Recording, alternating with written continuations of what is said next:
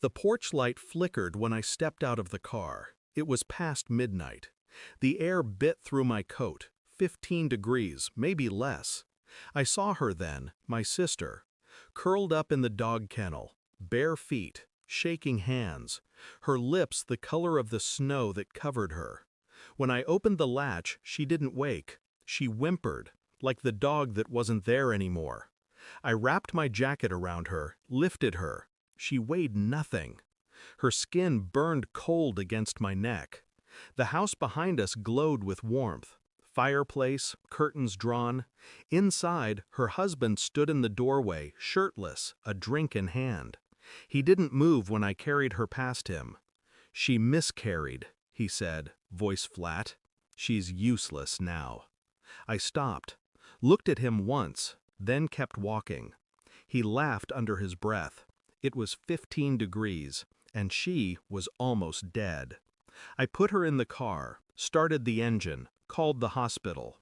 And as the heater hummed, I made one more call. Not to the police, to someone else. Someone who owed me.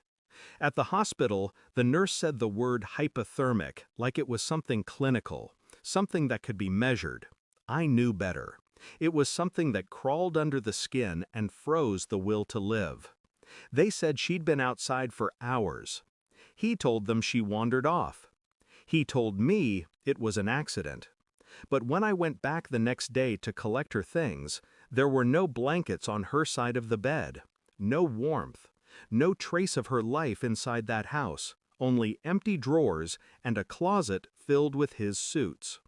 On the kitchen counter, I saw a broken photo frame, their wedding picture, cracked across her face, and a dog bowl filled with ice water. The dog itself was gone. He said, "She was unstable. You know how she gets."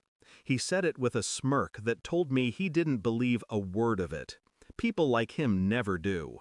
They lie with the ease of breathing, and they believe cruelty is a form of control. I didn't argue. I just watched. Every word, every motion, every careless flicker in his eyes. And quietly, I began to plan. The next week was quiet. He thought I'd gone home. He didn't know about the camera I left hidden in the living room clock, or the microphone under the couch. He didn't know I'd spent the last 6 years working cyber forensics for a private security firm. When you watch long enough, the truth always exposes itself. The recordings came slowly, hours of silence, of him talking to himself, drinking, smirking. And then, one night, his voice changed. "Shoulda left her in the cold. Woulda saved me the trouble." He laughed after that. And then he said something else, something that made my hands go still on the keyboard. "She begged me not to lock her out." The tone wasn't regret, it was pride. I watched that part a dozen times, each playback colder than the last. When I finally sent the file to my contact, the reply came fast. 2 words. 48 hours. 48 hours later, I stood in the hospital hallway as my sister slept, her breath shallow, steady. The machines hummed beside her like distant thunder. My phone buzzed once. A message. No words, just a photo. Him, face down on the marble floor of his own living room, hand stretched toward the broken clock. The caption read, "Done." I stared at the screen for a long time. No satisfaction, no rush, just silence. The kind that fills you after everything breaks. When the doctor came in, I asked how she was doing. "She's lucky," he said. "Another hour and she wouldn't have made it." Lucky. I almost smiled. They ruled it an accident. Carbon monoxide leak from the furnace. That's what the report said.